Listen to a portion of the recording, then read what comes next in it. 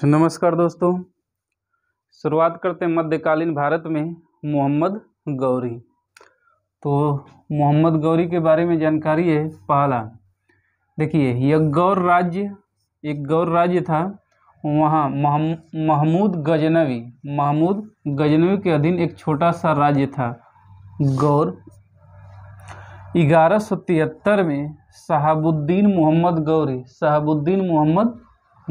देखिए 1173 में शहाबुद्दीन मोहम्मद गौरी गौर का शासक बना। आगे हम लोग जानकारी लेते हैं मोहम्मद गौरी द्वारा भारत पर आक्रमण। मोहम्मद गौरी ने भारत पर आक्रमण किया। पहली बार आक्रमण किया 1175 पे मुल्तान के विरुद्ध। तो पहला आक्रमण इसका याद रखना 1175 किसके विरुद्ध? मुल्तान के विरुद्ध, यानी मुल्तान पर। दूसरा आक्रमण किया है 1178 ईस्वी में पाटन गुजरात पे किया है। और पाटन गुजरात का जो शासक था भीम द्वितीय था। उसका नाम है मूलराज द्वितीय। भीम द्वितीय या मूलराज द्वितीय। देखिए, भीम द्वितीय या मूलराज द्वितीय यानी गुजरात का जो वास्तविक शक्ति थी, यानी शासिका एक थी भीम द्वितीय की, मूलराज द्वितीय की माता नायिका देवी। यानी गुजरात की वास्तविक शक्ति किसमें थी? नायिका देवी के पास। तो बात करते हैं कि जब महमूद गजनवी ने पाटन गुजरात पर आक्रमण किया है तो वहाँ का शासक कौन है? भीम द्वितीय, मूलराज द्वितीय ने इसको बहुत बुरी तरह से पराजित किया है। और इस युद्ध को कहा जाता है आबू की लड़ाई ना। आबू पर्वत के पास से लड़ाई लड़ी गई है, तो इसलिए कह सकते हैं कि आबू की लड़ाई। तो आबू की लड़ाई किसके बीच? मोहम्मद गौरी और भीम द्वितीय, जिसमें भीम द्वितीय ने इसको पराजित किया। बहुत बार ये क्वेश्चन पूछा गया है, मोहम्मद गौरी को किसने पराजित किया था? तो भीम द्वितीय, और एक और नाम है उसका मूलराज द्वितीय। देखते हैं मोहम्मद गौरी द्वारा लड़े गए युद्ध। पहला आता है तराइन का प्रथम युद्ध। यह कब हुआ? 1191 ईस्वी में। 1191 ईस्वी में किसके बीच? तो मोहम्मद गौरी और पृथ्वीराज चौहान। और यही पृथ्वीराज चौहान कौन है? पृथ्वीराज तृतीय है। देखिए, तराइन के प्रथम युद्ध में पृथ्वीराज चौहान विजयी होता है। लेकिन क्या करता है? यह मोहम्मद गौरी को छोड़ देता है। तो बच्चा जब जब दुश्मन को छोड़ेगा तो क्या होगा? बदला तो लेगा ही। फिर अगले साल यानी 1192 में तराइन में ही द्वितीय युद्ध होता है, जिसे बोलते हैं तराइन का द्वितीय युद्ध। यह किसके बीच होगा? मोहम्मद गौरी और पृथ्वीराज चौहान। और इस युद्ध में पासा पलट गया है, और इसमें विजय कौन होता है? मोहम्मद गौरी। तो विजयी कौन है? मोहम्मद गौरी है। और पृथ्वीराज चौहान क्या हो जाते हैं? पराजित हो जाते हैं, मारे जाते हैं। देखिए, तराइन के द्वितीय युद्ध में यह कन्फर्म हो गया कि भारत में क्या होगा? मुस्लिम शक्ति की स्थापना किस युद्ध में क्लियर हो गया? तो तराइन के द्वितीय युद्ध में। तो तराइन का प्रथम युद्ध है तो 1191 एक, द्वितीय है तो 1192 2।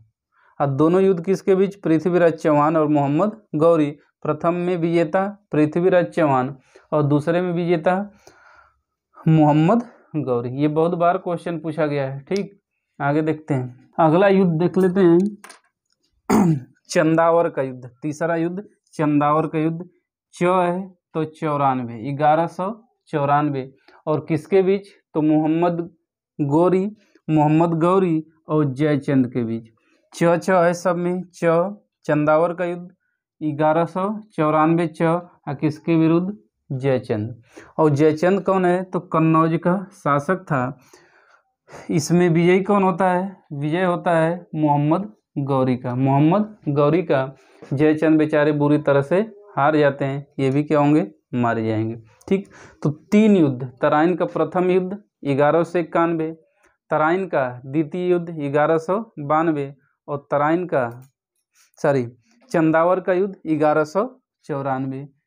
कौन लड़ा है, मोहम्मद गौरी ने। और ये क्वेश्चन बार बार एग्जाम में आता है। आगे जानकारी हम लोग ले। अब देखिए मोहम्मद गौरी से संबंधित महत्वपूर्ण जानकारियां, तथ्य हैं। पहला तथ्य क्या है कि इसने मोहम्मद बिन शाम क्वेश्चन पूछा हुआ क्वेश्चन है, वीआईपी क्वेश्चन है। इसने मोहम्मद बिन शाम नाम के सिक्के चलवाए। इसने सिक्के जारी किए किस नाम से, मोहम्मद बिन शाम। और सिक्कों पर एक तरफ देवी लक्ष्मी की आकृति थी तो दूसरी ओर अरबी में कलमा खुदवाए थे। और ये बहुत बार क्वेश्चन पूछा गया है कि कौन सा शासक हुआ जिसने देवी लक्ष्मी जी की आकृति अपने सिक्कों पर लगवाई थी, उत्कीर्ण करवाया था। तो कौन है, मोहम्मद गौरी। ठीक, अगली जानकारी है मोहम्मद गौरी ने कुतुबुद्दीन ऐबक को विजित क्षेत्रों का गवर्नर नियुक्त किया।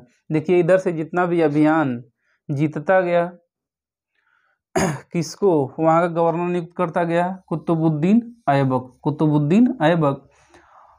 गवर्नर नियुक्त करने के बाद यह स्वयं गजनी गौर वापस लौट गया।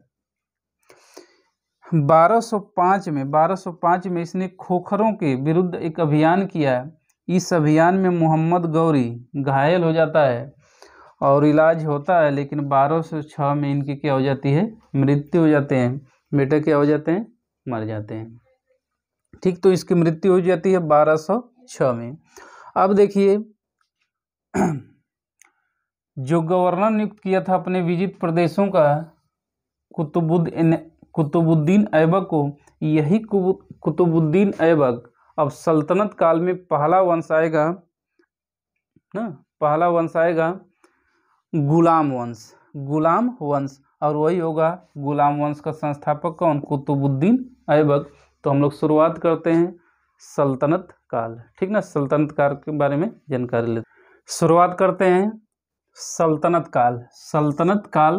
पहला तथ्य याद रखना है कि सल्तनत काल का ड्यूरेशन क्या है, अवधि क्या है, तो 1206 से 1526। क्योंकि 1526 के बाद बाबर आ जाएगा और मुगल वंश शुरू हो जाएगा दिल्ली पर। तो इसमें है दिल्ली सल्तनत प्रशासन। और दिल्ली सल्तनत प्रशासन यानी दिल्ली प्रशासन, पहला वंश कौन सा किया है, गुलाम वंश। दूसरा खिलजी वंश। तीसरा तुगलक वंश। चौथा सैयद वंश। और पांचवा है लोदी वंश। ठीक, दिल्ली पर सल्तनत काल में अगर वंशों का क्रम देखेंगे तो सबसे पहला है गुलाम वंश, दूसरा खिलजी वंश, तीसरा तुगलक वंश, चौथा सैयद वंश और पांचवा है लोदी वंश। और ये क्वेश्चन यूपीएससी में आरओ में पूछा हुआ है कि इनका क्रम क्या है, इस तरह से दे देगा रैंडमली, उसके बाद पूछेगा कि क्रम क्या है। ठीक, तो अब शुरुआत करते हैं पहला गुलाम वंश।